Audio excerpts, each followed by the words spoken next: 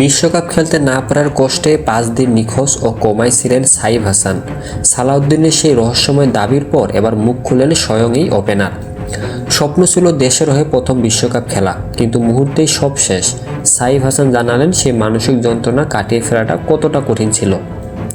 সম্প্রতি ফেসবুকে এক আবেগঘন পোস্টে সাইফ লেখেন, প্রথম বিশ্বকাপ খেলতে না পারা হৃদয় ভাঙা কষ্ট থেকে ফিরে আসা সহজ ছিল না।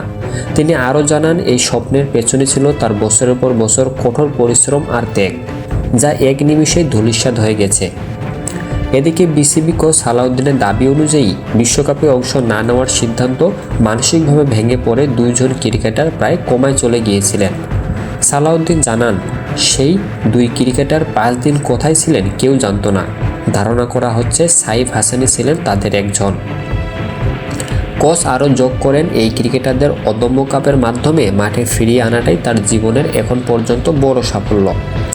সাইফ হাসানও তার পোস্টে কৃতজ্ঞতা জানিয়েছেন সেই কঠিন সময়ে যারা তাকে মানসিকভাবে আগলে রেখেছিলেন এবং মাঠে ফিরতে সাহায্য করেছিলেন।